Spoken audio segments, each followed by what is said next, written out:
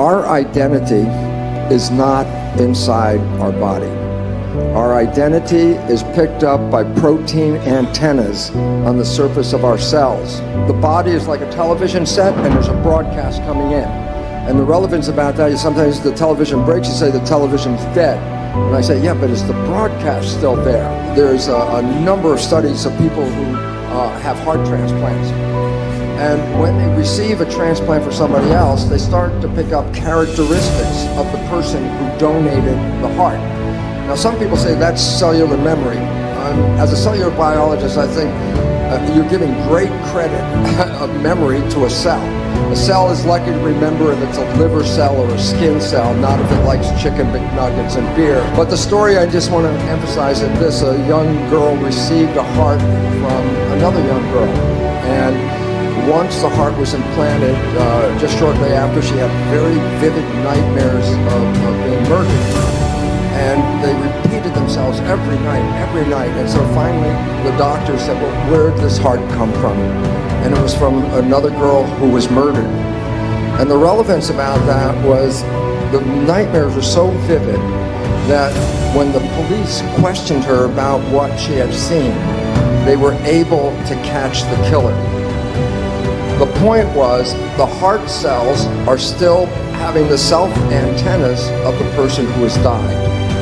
And so as long as the heart was still present, it was downloading the identity into that heart. And the relevance is, yes, the girl's dead, but is she still there? Why? Because if the heart has the receptors, it still shows that there's a source that's feeding this individual person. Between all this particular data, it is profoundly important to understand the nature of some quantum physics, energy fields, and identity, and that we are not in this body. We are being broadcast to this body. As a scientist, and not spiritual for 40-some years, and then in 1 minute after understanding the nature of the memory, it's like 2 + 2 is 4. I'm not in here. It was oh my God, I'm not here. And that concept of being outside, then being immortal, was interesting. But then I wanted to add this part because I thought this was the exciting part about my connection with my spirit and my body. I asked myself as a scientist, I said, well, why have a body and a spirit? Why not just be spirit? The answer for that is this. This is a virtual reality suit. You jump into this suit, you drive it around, the experiences of this suit are sent back to source. That's where we start to recognize your brain activity is not contained in your head.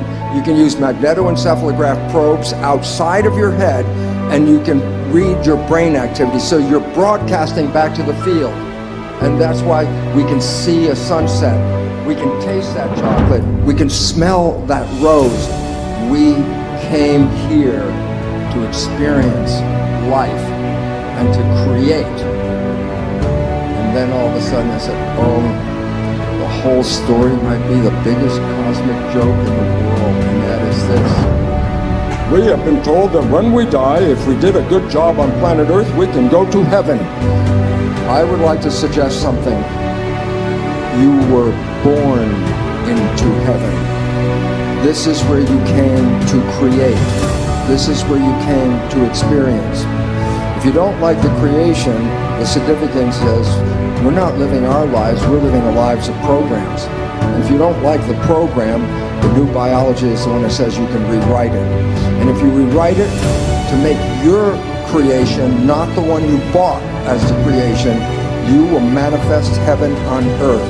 You will wake up every day with the glory of being in the most spectacular planet and the ability to create life. That's what the joy is all about. What would happen if you stopped playing the program? And the answer is so wonderful because all of you have taken that red pill at some point. And that was when you fell deeply in love with somebody. I said, what was happening when you fell deeply in love? And I say, for the first time in your life, you stopped thinking because everything you wanted is now right in front of your face. And when you stop thinking and you become what is called mindful, then you are in absolute control. I say, look, your life could suck every day until you met this person, and then heaven. And 24 hours later, you can experience heaven.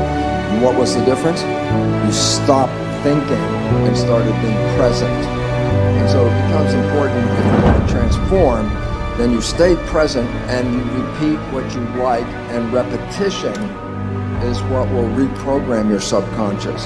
So as long as you stop the old talk, put in what you want, and repeat what you want, you have an opportunity to rewrite any program in your life.